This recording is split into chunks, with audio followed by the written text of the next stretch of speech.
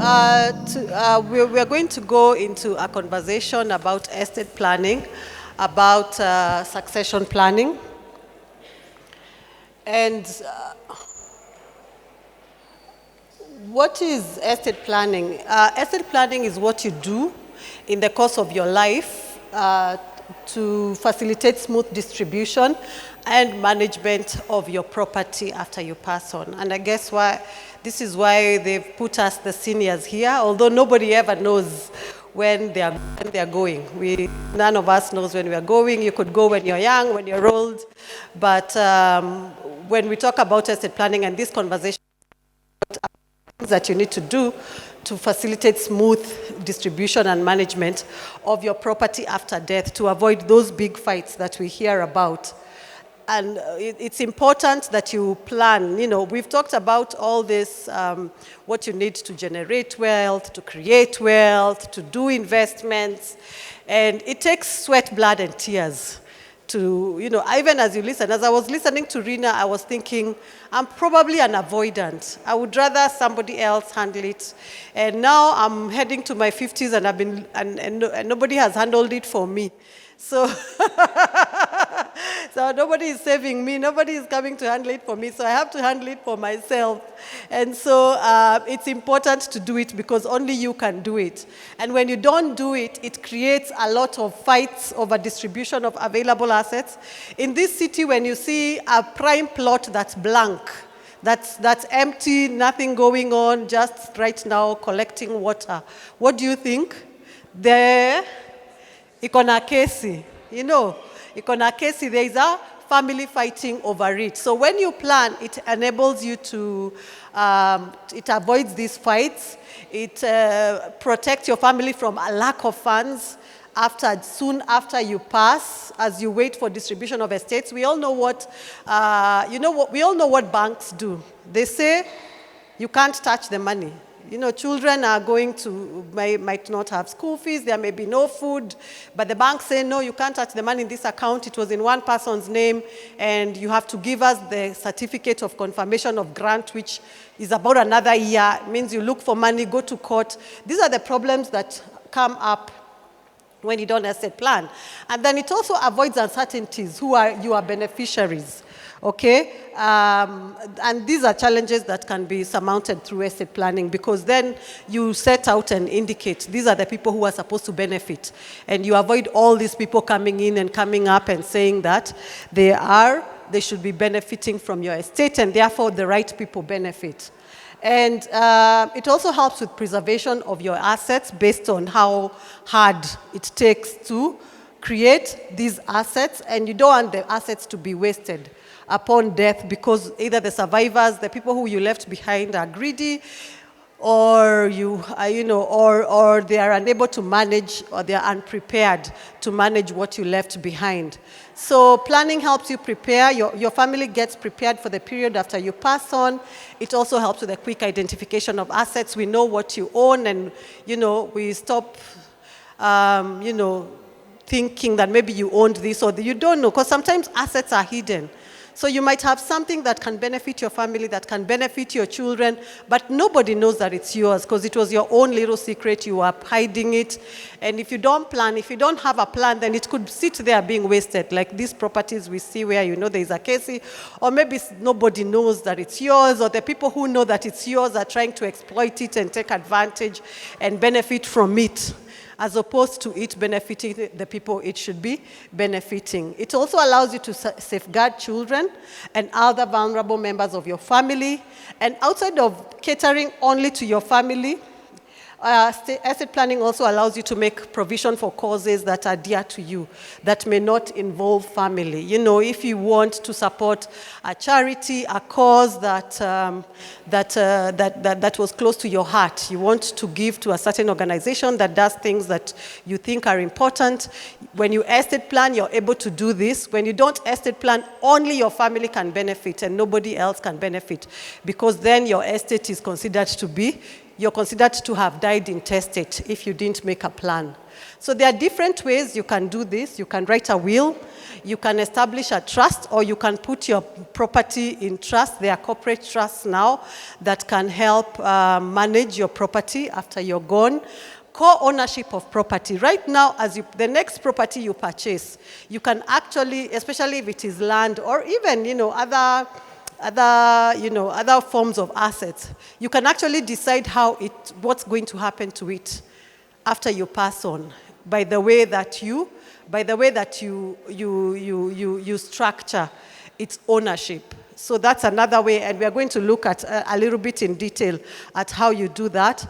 You can estate plan through family companies, but you do need to do this very carefully because it seems like Kenya being Kenya, I was listening to a discussion by lawyers saying that, people really prey on these family companies but you can estate plan by establishing family companies.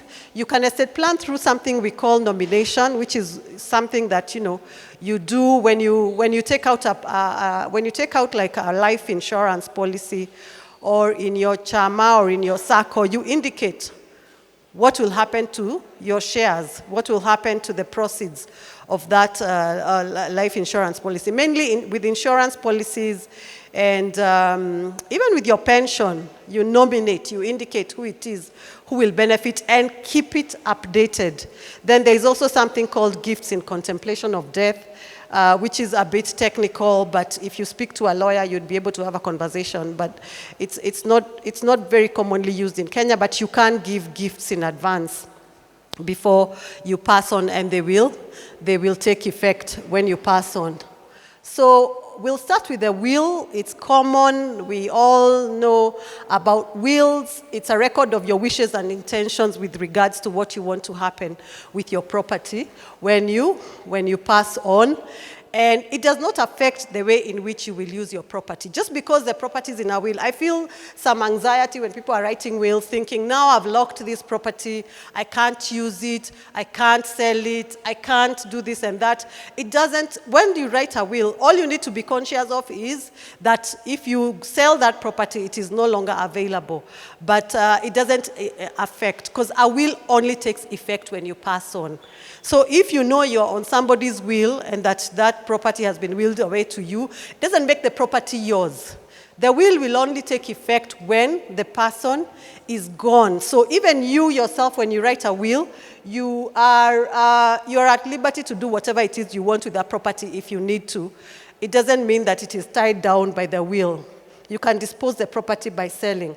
Then will is capable of taking effect even years later. If you say, I'm leaving my car, or I'm leaving my cars to my daughter Achieng, it doesn't mean that it's the car. Nobody is going to say it's the car that you had at the point that you were writing the will. The cars that you will have many years later when the will comes into effect are the cars that will then go to Achieng at that point. So a will is always revocable. You can revoke it at any time. You can review it at any time and do something called a codicil. You can add on to it through a codicil. So you may revoke or alter your will at any time as long as you are still competent to make the will, meaning you are still of sound mind and you have the capacity to make it. A will also allows you to appoint the person to administer your estate. When you don't write a will, there's a list of people who can administer your estate. First, your spouse. Okay, and this is where spouses show up after many years. You separated many 20, 30 years ago. All this property was acquired. They live with somebody else comfortably, and then when you pass on, they show up to administer your estate, and they tell people, produce the divorce decree. And since there was no divorce, then that is your spouse, and that is the person who is entitled to manage your property, but to administer your estate. But if you write a will, you can appoint. You can decide this is the person who is going to administer my estate. It allows you to appoint guardians for your children.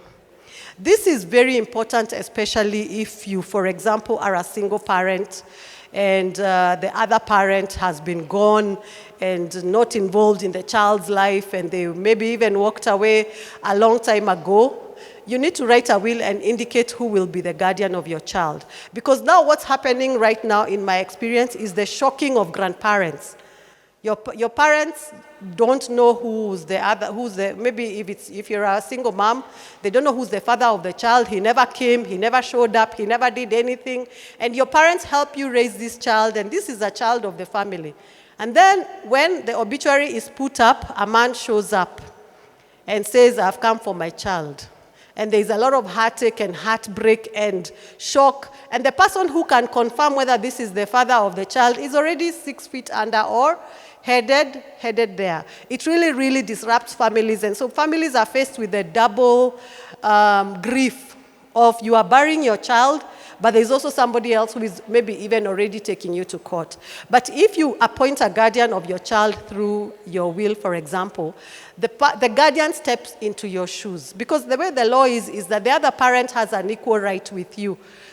That's the person with the priority as far as parental rights over the child are concerned.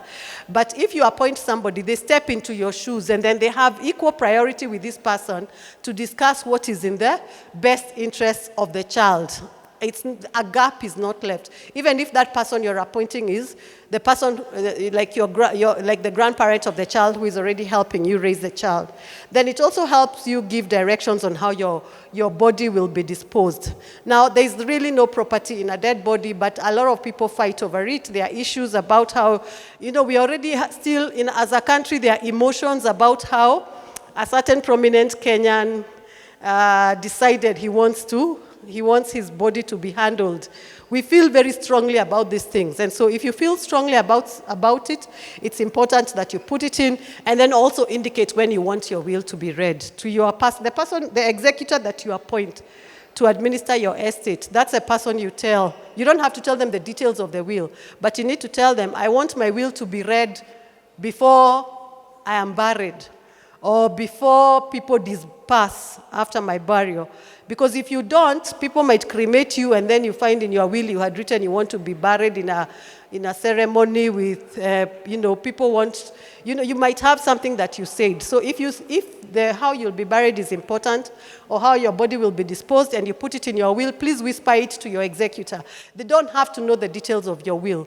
But they do need to know when you want your will to be read, so that people don't dispose of your body in a way that you didn't want, or they bury you and you wanted to be cremated, and now it's a big deal. It's already too late. So you need to give. If you do that in your will, you need to give directions as to when the will also be read.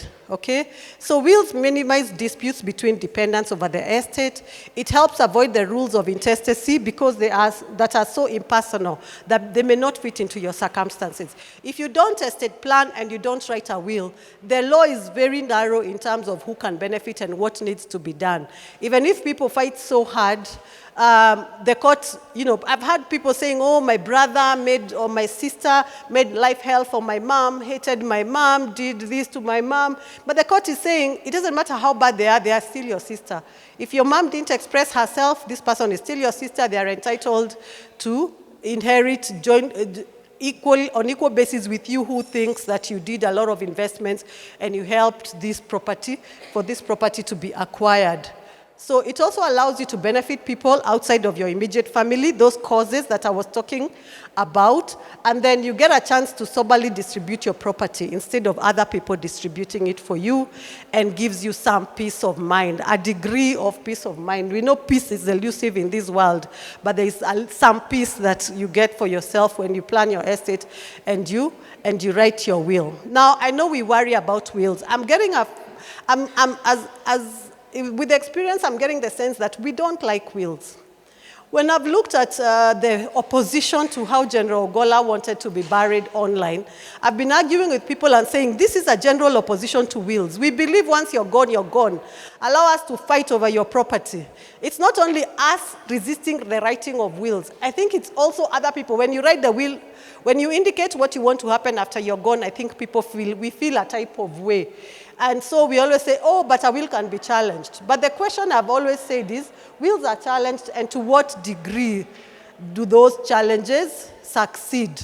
So when people say that you are not of sound mind, the person claiming, it's not, saying you're not of sound mind is not enough. The person saying it has to prove it, and it is them to prove it. It does not, the burden is not on the person saying you are of sound mind. So when somebody says you are on sound mind, the duty to prove that you are of unsound mind is on the person alleging. And the courts have actually made decisions about, people say, oh, the person was not in their right minds. Now, you need to be in your right mind. You need to be sane and of age when you're writing your will. But it doesn't mean you have to always be perfect. We lawyers like to talk about this case where this person would see evil spirits chasing him. So when he wrote a will, the people came and said, no, but this guy used to see evil spirits. How could he have written his will? But the court said, no, these evil spirits are not mentioned in the will. They don't seem to have influenced how he wrote the will. So it doesn't mean that since the evil spirits did not influence, that delusion of evil spirits chasing him did not affect the way he disposed of his property, and therefore his will stood.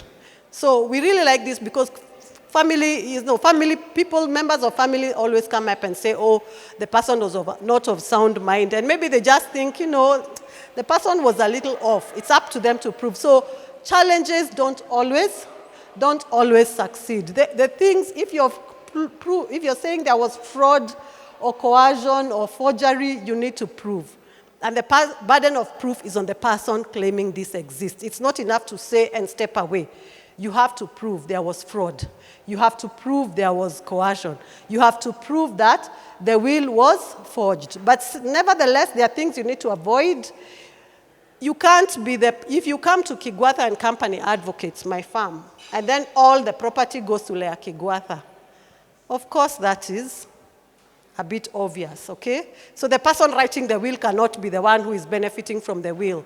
The person who is saying this is the will cannot be the one who is the main beneficiary, okay? Also, when you suggest terms and you force your parents, sometimes people come and I listen and I'm like, it's obvious your mom or your dad doesn't want to write this will. They are just doing it because you're the person who lives with them, and you're really, when you're forcing them and you're suggesting the terms of a will and taking the person to an advocate of your choice, we really need to be careful about that, especially if the person taking them to the lawyer is also the one who is benefiting from the will. So there are things you need to be careful about when you're writing a will. Now, I won't go into this because we have a short time, but this presentation will be shared. The creation of a valid will, we have oral wills and we have written wills. And if you make your oral will, there has to be 2 competent witnesses watching you write the will, they also and listening to you, but you have to die within 3 months. We can't come and say that you wrote a will 6 years ago and it was an oral will. No, you didn't write a will. You had an oral will from 6 years ago. This is what you wanted. And I say this is very common in Kenya. People always want to say, this is what you said and this is what you wanted. But that was 6 years ago. Unless you're in the army and you go to Somalia, and where are we right now? We are in Haiti. Unless you're in the uniformed forces and you go and die in battle and your will was maybe a year ago, that will be taken into account. But if you do an oral will, you have to die really quick. I don't know how else to put it. There must be a better way of putting it. It has to be a recent one. Let me say it has to be less than 3 months. 3 months old, unless you're in active service in Haiti or Somalia. A written will must be signed by the testator, the person making the will. There has to be 2 independent witnesses who are not beneficiaries. The witnesses cannot be also the ones who are beneficiaries under the will, and they must see you sign, and you should choose witnesses who are easy to trace after you pass on. Okay? So don't let the beneficiaries be the witnesses. They are saying, I'm the one who saw the person giving me all the property. You have to have some other 2 independent witnesses. If the 2 people you are giving Are also your witnesses, you need an additional 2 independent witnesses, okay? You can also establish a trust. This has become quite popular because the law has changed. It used to be impossible to register some trusts, to register what we call a perpetual trust. It had to be signed off by the Minister for Lands. But in 2021, just before the last regime, the law was changed and you can now register a trust. What a trust does, when you write a will, your will still has to go to probate. It has to go to court for the court to sort of rubber stamp it. But when you do a trust, it doesn't have, you do a trust, put the property in a trust, the case doesn't have to go to court. It avoids the whole court issue, and you can distribute as you wish. And right now, even you can also make yourself a beneficiary. The way the law has changed as of 2021, you can be a beneficiary under the trust, even the person doing the trust, creating the trust. But the only thing a trust does is that you kind of lose a little bit of control because you are putting the control of your property in the trustees, and then they distribute to the beneficiaries, including you. But what a trust does is that it means there is no court case where people can come and challenge. Usually the property is in a trust, the property is going to be, the distribution and the benefits are going to be according to the trust that you have established. And also now, because being Kenyans, we've seen the big estates that have been messed up by trustees.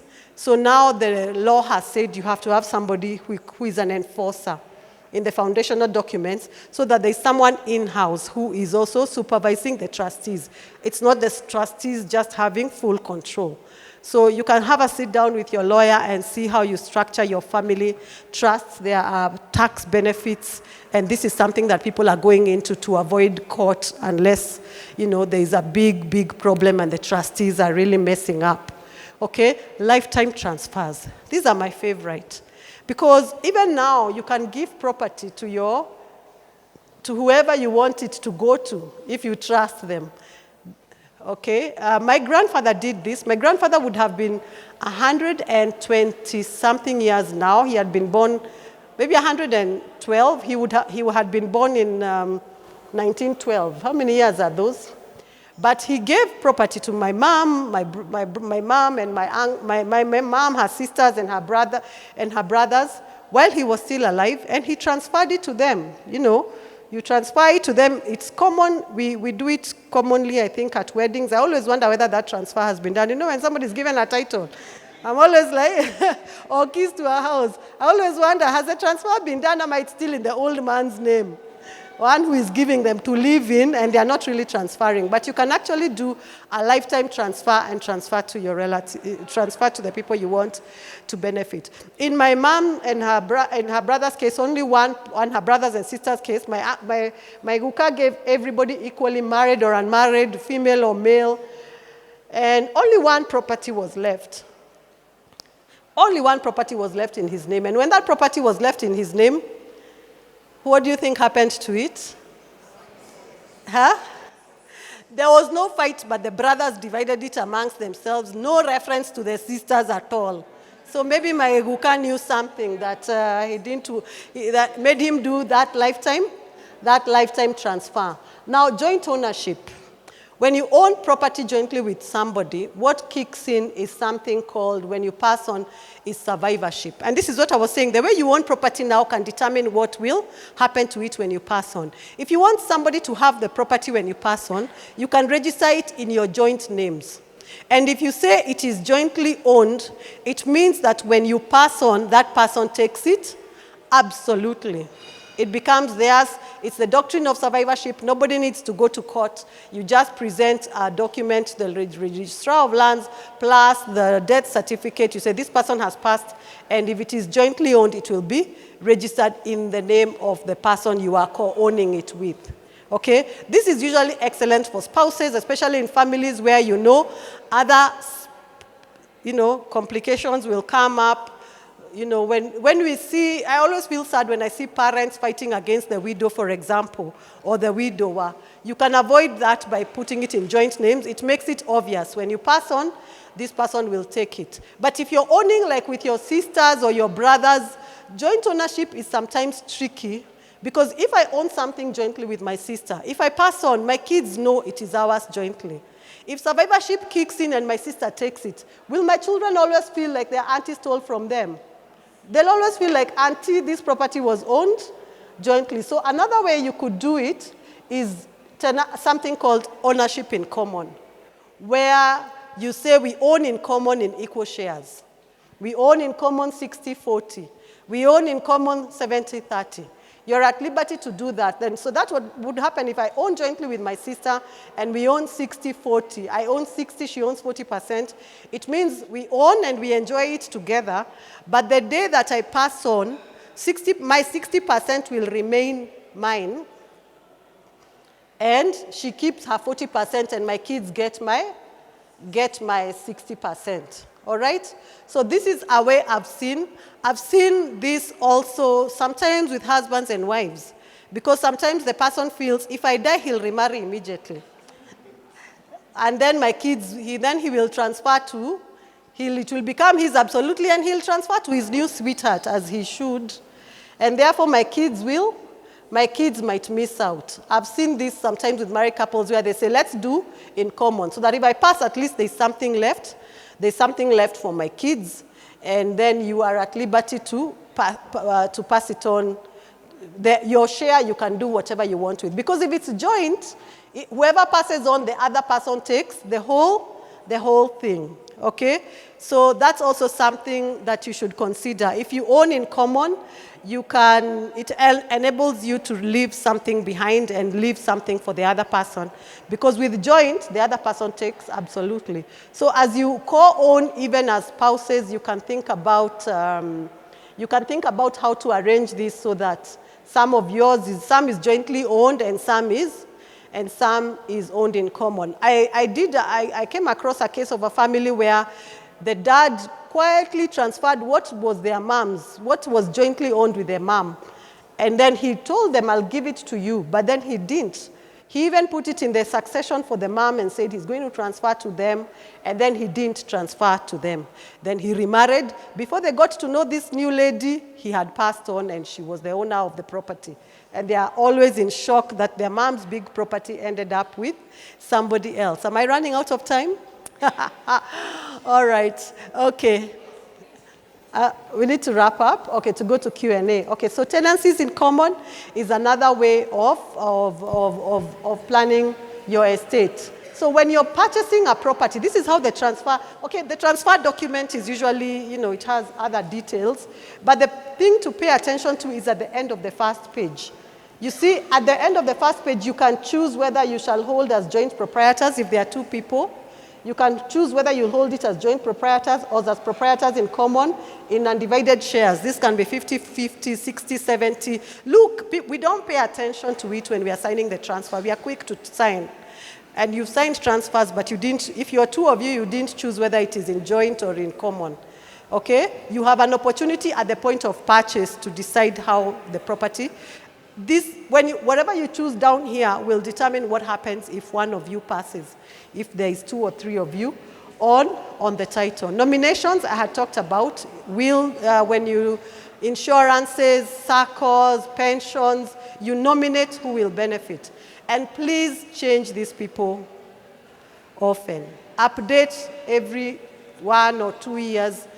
Don't pass on and then your pension scheme says that you had written your mother because you wrote when you were 23 years old, and now there are children in college and a wife, and the pension fund trustees are now wondering whether they should give it all to your mother, and they know your wife and children, and the children don't have school fees. So that's something also to take. Okay, this is very common with Asians, the nominations and the insurances, and that's why many of their estates don't end up in court, because this is not an issue of court. Even with your SACCO, it's not a court issue. Who you nominated is the one who is supposed to get whatever you have left behind by way of nomination. All right, so there are also family companies. Where parents have an asset, the company can continue to, and the children want to invest into it. You can put that asset in a family company and everybody has shares, and then it operates like any other company. Because people are usually sometimes careful when, you want to invest, but you're afraid that you might not benefit. It's in your parents' name. They might leave it to their favorite child despite you, or the child who seems to struggle. Okay, so if you put it in a company, the only issue will be what will happen to your parents' shares, because the company will continue to operate and people will continue to benefit from the family company. Now, where the asset is not planned and there is no will, children are supposed to inherit. The spouse only holds a life interest. Life interest for women is lost upon remarriage. So if you remarry, you lose that life interest. The courts have said that this is unconstitutional. It's still in the Act, so in the Law of Succession Act, so that needs to change. And then remember, wifehood can be challenged. I know there are wives and husbands here. Husbandhood is rarely challenged. Kamango went to court and said he's married to Bishop Wanjiru, and that was the end. Then we chased off the South African guy who was about to marry her, if you're old enough to remember that story. But everyday wives are told they are not wives. You are his nurse. Living a man in a man's house is not proof of marriage. So those are some of the things that you need to think about when you are in a situation where the estate is not planned and there is no will, and you think you are the wife. Husbandhood, not so much challenged. Wifehood, challenged every few weeks, as we see in the papers. So you need to be careful about that. Now, I'm not going to matrimonial property.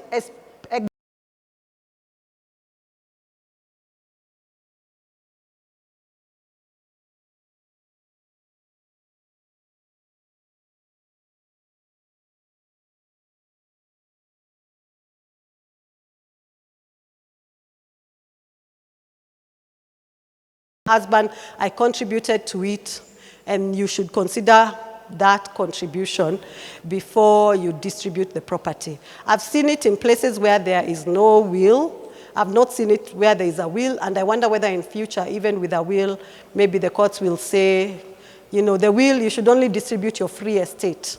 But the courts are starting to consider the issue of matrimonial property. So you have to estate plan. I saw the couples and money people down there. You need to estate plan, think about your spouse as you do that. Don't do it in secret completely. Now, before I finish, I want to put in a word on aging.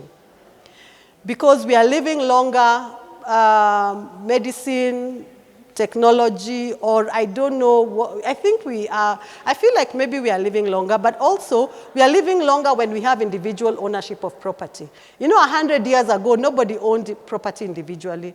The first titles issued to Africans, I think, were issued in the 1950s. And this is why maybe we also resist wills, because my grandfather could have written a will, but my great-grandfather for sure did not own a title to any property. They didn't have individual ownership of property. So as we age, you need to consider how your resources will be managed if you become mentally impaired or severely incapacitated, even if you're still alive. Your will only kick in when you pass on.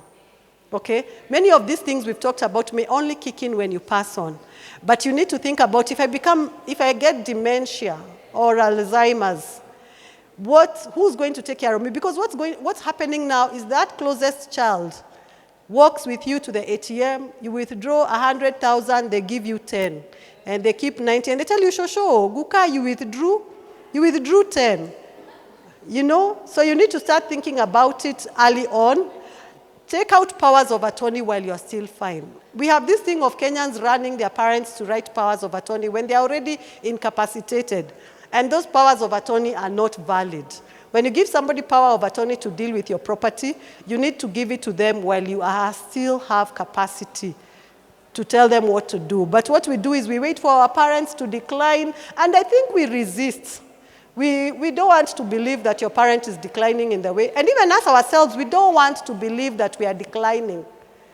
I hear psychiatrists and neurologists are now telling people, the way you're going in the next 3-4 years, you'll have gone down, down, down.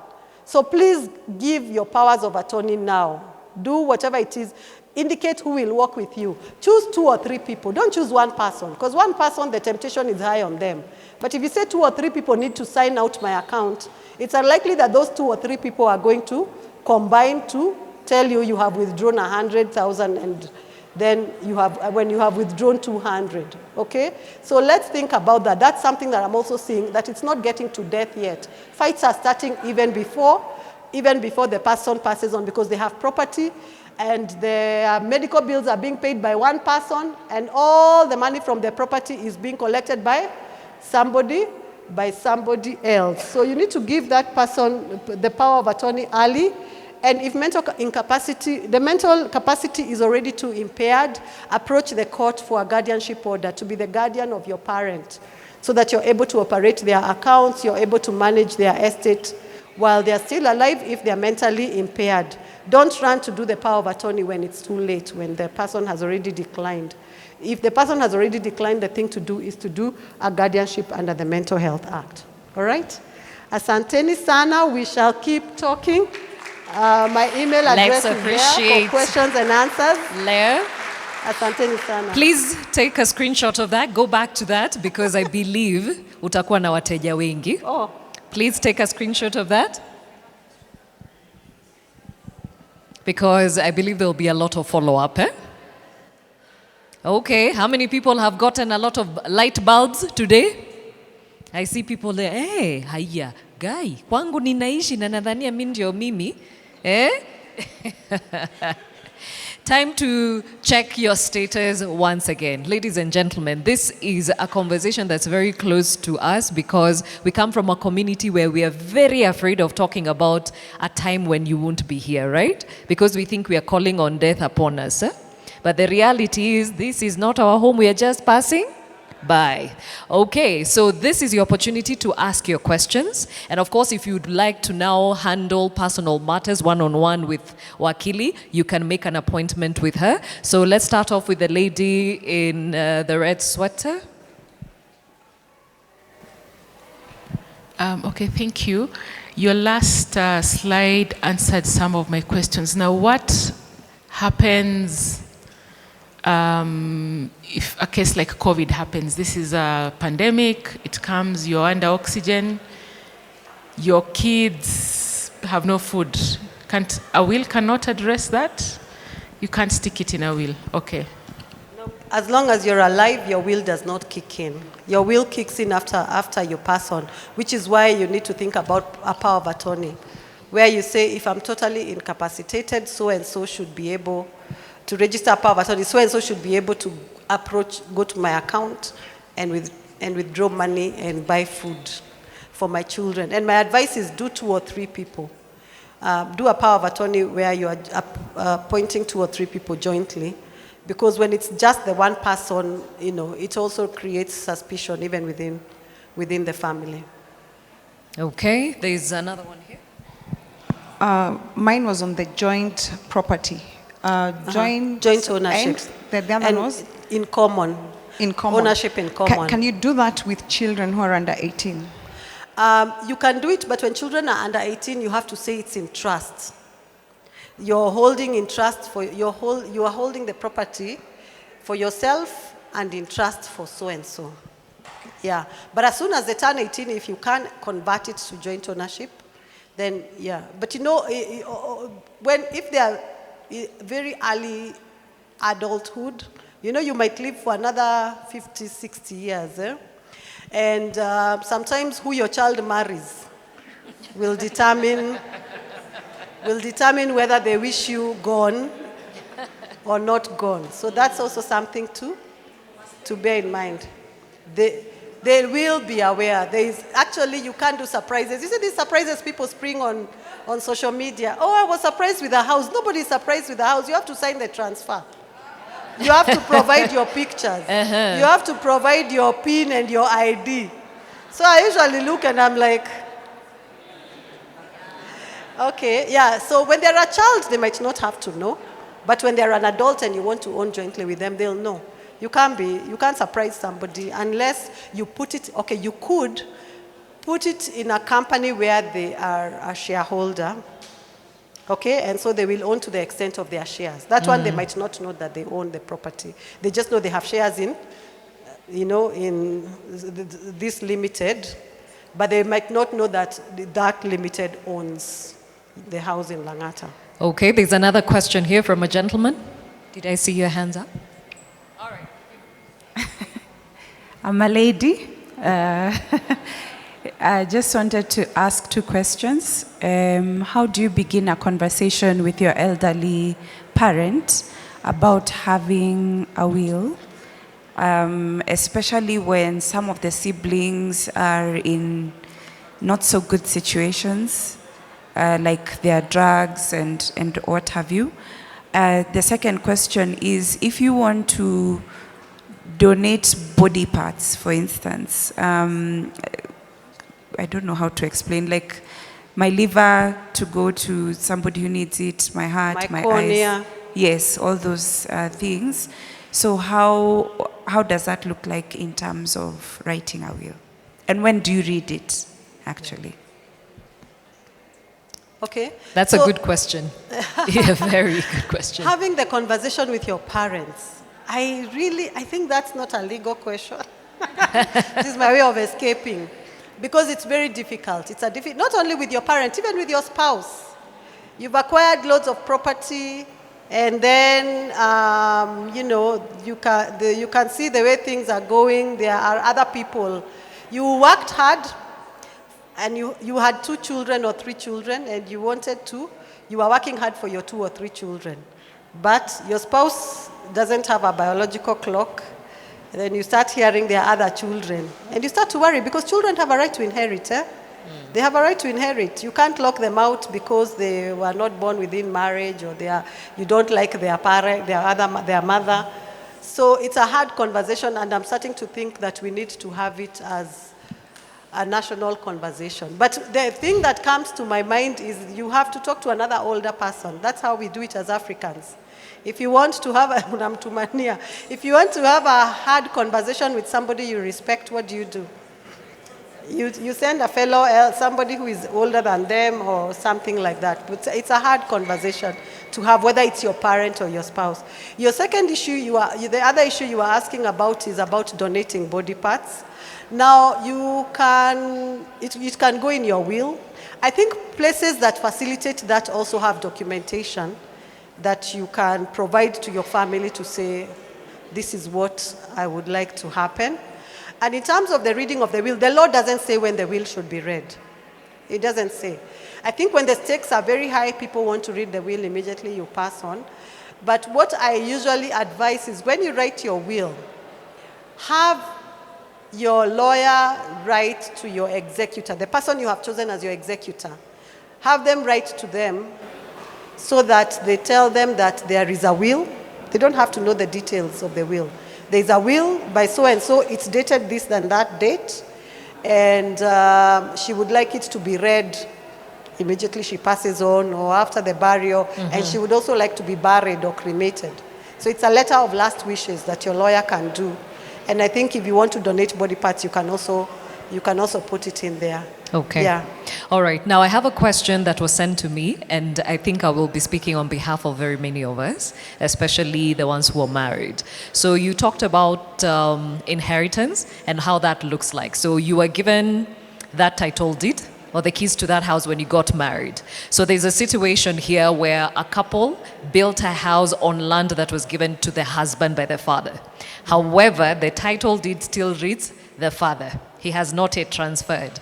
So the question was from the lady, if I walk out of this marriage, because there's a time she was thinking of doing that, she wasn't sure what will happen to the property, or God forbid, if the guy passes on, whose property does it belong to? The property belongs to the person on the title. So when you build on land belonging to somebody else, the law says that you have given a gift to that person. Nikubaya nani. But if it is your spouse and you can show, if the land belongs to your spouse, you can show, yes, he acquired it before the marriage, but it was a plot and now it is a house. You are entitled to a share on the basis of your contribution to the making it a house. And contribution can either be financial or it can be non-financial, okay? But if it is in it's in the father-in-law's name, if the property is in your father-in-law's name, it's a gift to your father-in-law. Because you can't fight over matrimonial property with your father-in-law. Unless you try and try and maybe get a refund. But still, if you include it's hard to have that conversation, to sue your father-in-law for matrimonial property because you're not in matrimony with him. Yeah, it's even abomination. Yeah, you'll be There's also attracting that. curses and many There's also other that, things. Yeah. So Okay. unless it's transferred to your spouse, I look at those gifts in weddings and I'm usually hoping that it's really after the honeymoon, the transfer is done. But if it's still in the grandfather's, if it's not grandfather, in the father-in-law's Father-in-law. name, it's a gift to the father-in-law. Oh wow. Whatever Okay. you build is a gift I to hope him. we're making note of these things. Let's get our stuff in order. Good afternoon. My name is Maureen. So I was just wondering, but they're very insightful, especially that one of building kwa wenyewe. So my question, yeah, that one building for wenyewe. And my question is in relation to digital assets, which is very much like, for example, I'm really heavily investing on digital assets as an entrepreneur, and was wondering if the law has started accommodating that in terms of inheritance, and how would I structure it? So assuming I'm building a platform and there's going to be the next Amazon, how can I consider that a level of investment? Yeah.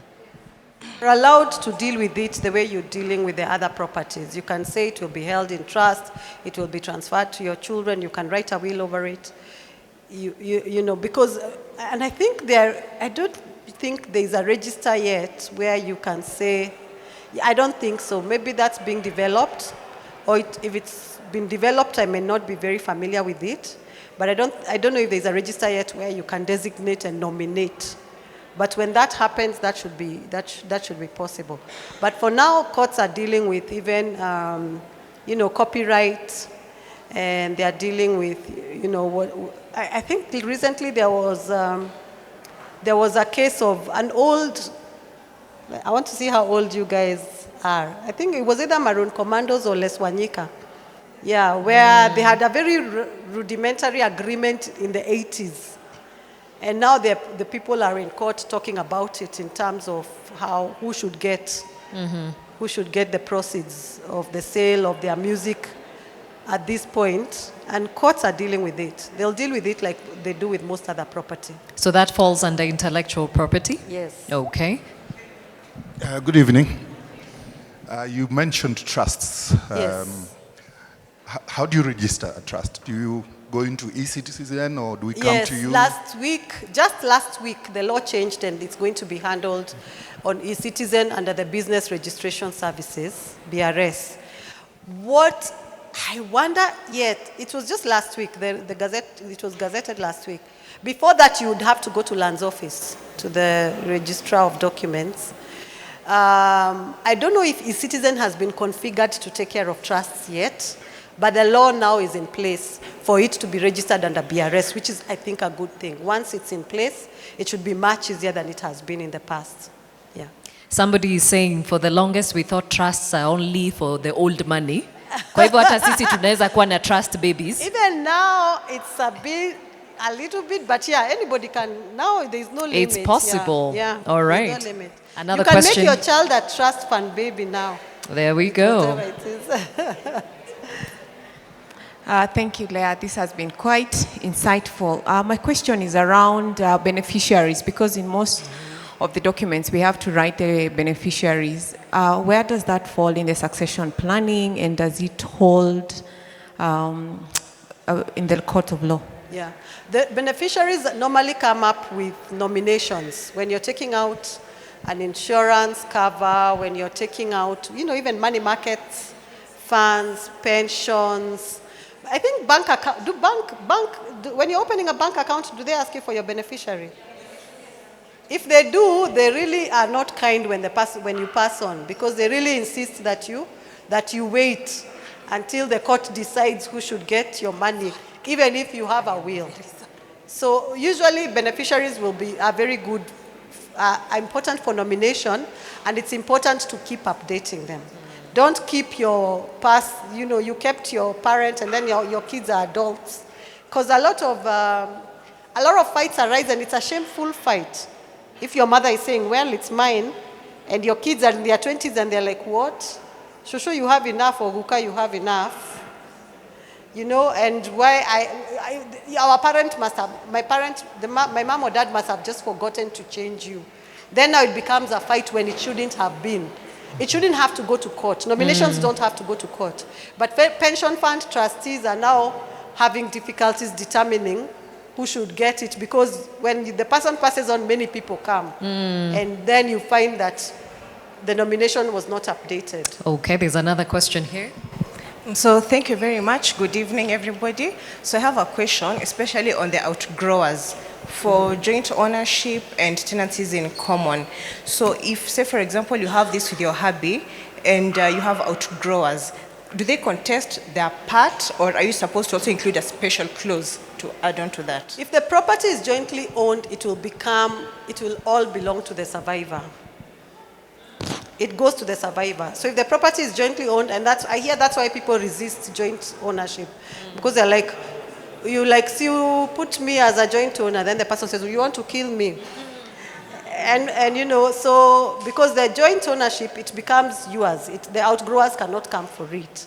But if it's in common, if it's in his name alone, the outgrowers are entitled to it. Children of the deceased person are entitled to the property jointly with, like, other children. All right? Now, if it's in common, if it's owned in common, you can take your 50%, carve it out, or your 70 or your 30, whatever it is you had agreed. And these are hard conversations to have within marriage. I understand. I know I'm saying it, you know, in a very blasé fashion, but I know they're hard conversations. Your 70 is extracted, it remains yours, and then the 30 can be fought over by the other many Father Abraham people who have joined have joined your family. They're also a blessing. I was told by my mother that traditionally in my community they were allowed, because they would, if there is a genetic curse, these are the children who save the family. Okay. Ladies and gentlemen, we can go on for a while here, but I'm told that teens and the young adults are also, they have finished. So I'll take one more question from each row, and then we wrap it up. Tafadhali, mneza ona Leah kando. Tafadhali, allow me to. All right? Now, good evening. This is Swale from Mukunda. I lost my dad in 2021. He wrote his will like 11 years before he died, and I'm the only son. So this might be happening to some people. You know, ourselves, he just wrote it. He never took it to a lawyer or anyone, so it was at home. But I remember him calling me like almost 4 times. He changed some of the things involving me. You can imagine if it was a bad son, I could have advised him otherwise. Yeah? But I remember there are some other properties he wrote it for me, but he convinced me with his own reasons that let me give it to your sister to share, and I agreed. Now put someone else into my shoe. If he wasn't good a son, could he have agreed to do the same thing and agree? And there was no other person there.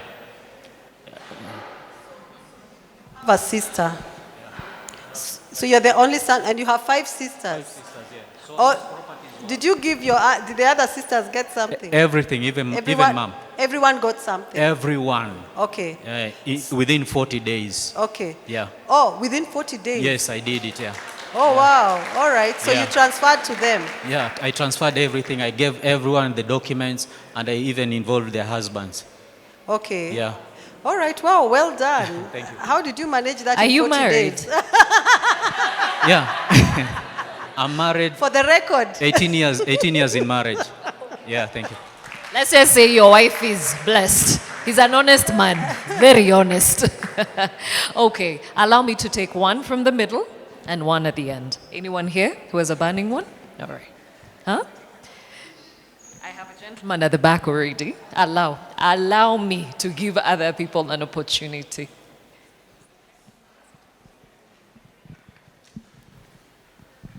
Thank you. Hi, everyone. Mine is just a question because it's based on research. We also do a lot of financial talks, and we are part of the sponsors of this. I work for Old Mutual. Now, if you look at research, in Japan, it is confirmed that more than 33,000 businesses are more than 100 years old. Back home, my question is, what are we doing wrong? Because as they say, mambo kwa ground in tofauti. If you look at Kenya, and you touched a bit on it, in the afternoon we were talking about creating portfolios. There are people who are very, very successful in setting up businesses. And in terms of succession plan, that's where my question comes in. We've seen people who've done wills, but their businesses, once they're gone, they crumble to ashes and just take a nosedive. We have the Nakumats doing, a turnover of 48 billion a year. We have Tuskies, we have Akambabas, and many others. So is it an issue to do with a will, or is it an issue to do with the structural alignment? Thank you. Excellent question. You can be answering that one. Yeah, I think it's a combination of structural issues and culture. I don't know what it is about our businesses, and this is maybe where we need to learn. Japan is in Asia. We need to learn from especially Asian communities and other places. I don't know what it is about us as a society where you feel like, your business, your kids, I see even with law firms, apart from a few law firms that are over 100 years old were law firms that were owned by Europeans before black people, Africans, could practice law. There's one law firm where it's second generation, and it's really big. The son has made it much, much bigger than his dad, I guess, would have dreamt. Everybody else, and now our kids, that's an Asian firm.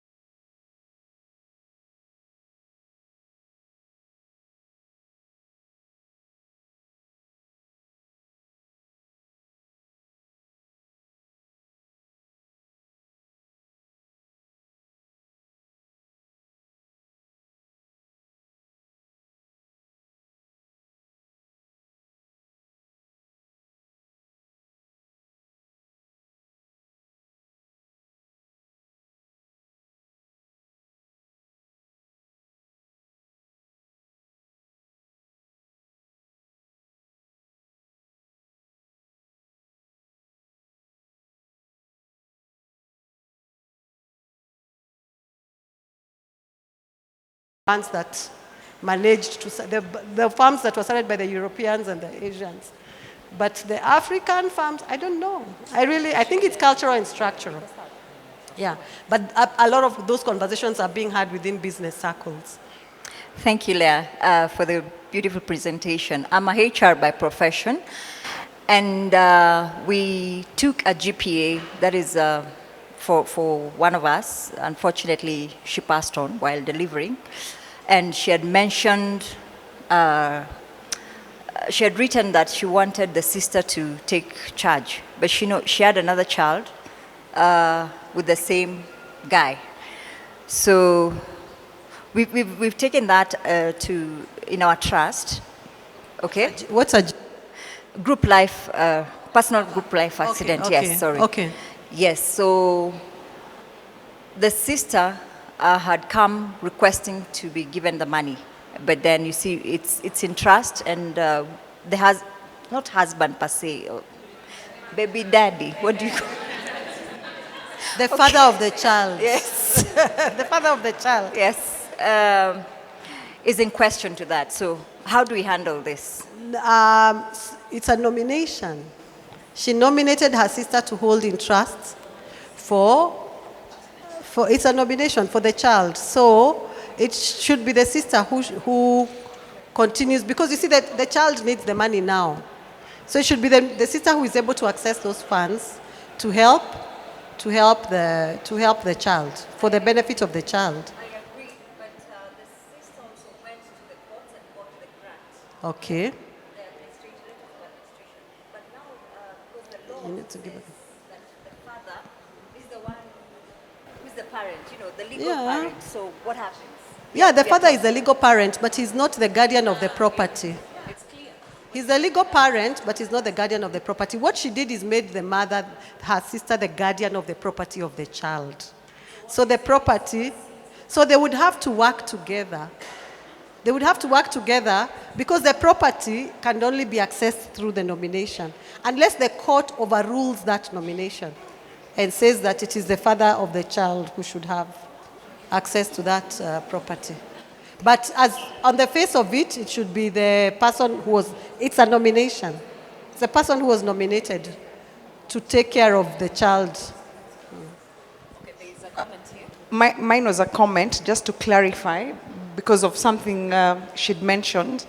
Because I'm in insurance, and when we sell the life insurance policy and you put down your beneficiaries, it's understood that the insurance policy cannot be contested in a court of law.